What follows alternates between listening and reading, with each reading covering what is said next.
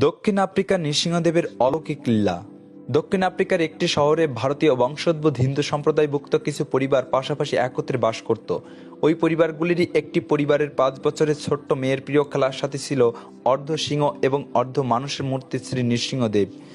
ওই 5 বছরের মেয়েটি বা তার বাবা মা কেউই দীক্ষিত ভক্ত ছিলেন না। তারা সাধারণভাবে ঈশ্বর বিশ্বাসী ছিল এবং মাঝে মাঝে স্থানীয় ইস্কন মন্দিরে যাবার ফলে সেখানকার ভক্ত ও সন্ন্যাসীদের সঙ্গে ভালোভাবে পরিচিত ছিলেন। ইস্কন মন্দিরেই ওই 5 বছরের মেয়েটি ভগবান নৃসিংহদেবের বিগ্রহ বা ছবির সাথে পরিচিত হয়ে নৃসিংহদেবকে ভালোবেসে ফেলে। সে বাবা মায়ের কাছে বায়না ধরল তারা তাকে ওই রকম একটি নৃসিংহদেবের মূর্তি কিনে দেয়। পুতুলকে যেভাবে শিশুরা আমার পুতুল বলে আগলে রাখে, সেই বাচ্চা মেয়েটিও নৃসিংহদেবের এই মূর্তিটিকে আমার ভগবান বলে আগলে রাখত।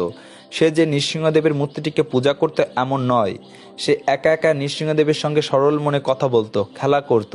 সে তার বন্ধুদের বলতো তার এক সিংহ ভগবান আছে। একদিন সেই মেয়েটি যখন তাদের বাড়ির সামনে তার সাথীদের সঙ্গে খেলা করছিল, তখন তার খেলার বলটি হঠাৎই প্রধান রাজপথের উপর ছিটকে যায়। মেয়েটি বলটিকে আনবার জন্য বলের পেছনে পেছনে রাজপথে দৌড়ে যায়। কোন দিক থেকে গাড়ি আসছে কিনা তার কোনো হুঁশ ছিল না, কিন্তু বলটি যেদিকে গিয়েছিল সেই দিক থেকে দ্রুত বেগে ছুটে আসছিল এক ভারী মাল বোঝাই ট্রাক। মেয়েটির ও ধাবমান ট্রাকটির দূরত্ব এতটাই যে ড্রাইভার ব্রেক কষলেও ট্রাকটির সঙ্গে বাচ্চা মেয়েটির সঙ্গে সংঘর্ষ অনিবার্য। পথচারীরা অনেকেই চিৎকার করে উঠল, কেউ বা ভয়ে চোখ বুজলেন। মেয়েটির বাড়ি থেকে রাস্তা দেখা যায়। তারা থাকতো সামনের ফ্ল্যাটের দোতলায়। দোতলার বারান্দায় দাঁড়িয়ে মেয়েটির বাবা মেয়েটিকে বলের পেছনে দৌড়ে যেতে দেখে এবং উল্টো দিক থেকে ট্রাকটিকে দ্রুত বেগে আসতে দেখে মেয়েটির নাম ধরে তিনি চিৎকার করে ওঠেন, কিন্তু তার সেই ডাক মেয়েটির কানে পৌঁছায় না। দিক বিদিক জ্ঞানশূন্য হয়ে মেয়েটিকে বাঁচানোর জন্য তার বাবা দোতলার বারান্দা থেকে নিচে ঝাঁপিয়ে পড়েন। ততক্ষণে যা ঘটবার ঘটে গেছে। মেয়েটি ট্রাকের চাকার পিষ্ট হলো না বটে, কিন্তু ট্রাকের সজোর ধাক্কায় প্রায় 20 ফুট ছিটকে গিয়ে রাস্তার পাশে এক ঘন ঘাসের ঝোপের ওপর তার দেহটি আছড়ে পড়ল। প্রত্যক্ষদর্শীদের সকলেরই এই দৃশ্য দেখা ছাড়া আর কোনো কিছুই করার ছিল না। এমন সময় ঠিক উল্টো দিক থেকে একটি পুলিশের জিপ গাড়ি আসছিল। তারাও ঘটনাটি প্রত্যক্ষ করে ঘটনা ঘটার পর ট্রাকটিকে থামানোর চেষ্টা করেও তারা থামাতে পারেনি।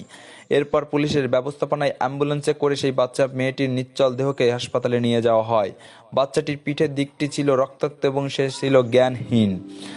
সমস্ত ঘটনা শুনে প্রধান ডাক্তার সঙ্গে সঙ্গে তার মেরুদণ্ড ও একটি এক্স-রে করতে বললেন। এই রকম দুর্ঘটনায় অবশ্যই বাচ্চাটির মেরুদণ্ড টুকরো টুকরো হওয়ার কথা, কিন্তু কিছুক্ষণের মধ্যেই যখন এক্স-রে রিপোর্ট ডাক্তারের কাছে এলো, ডাক্তার নার্সকে ভালো করে এক্স-রে না করার জন্য বকাবকি করতে লাগলেন এবং আবার এক্স-রে করতে বললেন। দ্বিতীয়বারে এক্স-রে রিপোর্ট নিয়ে আসা হলে ডাক্তার বলে ওঠেন, এ যে অসম্ভব, অলৌকিক। বাচ্চাটির কোথাও কিছু হয়নি, তার কোমরে শুধু কয়েকটি আঁচড়ের দাগ এবং সে জায়গাটি শুধু রক্তাক্ত। ডাক্তার সেটি পরীক্ষা করে বললেন এটি কোনো বন্য জন্তুর নখের আঁচড়ের দাগ, সম্ভবত সিংহের। ডাক্তারের কথায় পুলিশ ও বাচ্চাটির বাবা ও উপস্থিত অন্যান্যরা বিস্মিত হতে থাকেন। সকলে সচক্ষে মেয়েটিকে ট্রাকের ধাক্কায় 20 ফুট দূরে সজোরে আছড়ে পড়তে দেখেছে। সে প্রাণে বেঁচে গেলেও তার হাড়গোড় নিদারুণভাবে আহত হওয়ার কথা, অথচ তার কিছুই হয়নি, শুধু জ্ঞানহীন হয়ে পড়া ছাড়া। উল্টো তার শরীরের শিংয়ের আঁচড়ের দাগ এলো কোথা থেকে?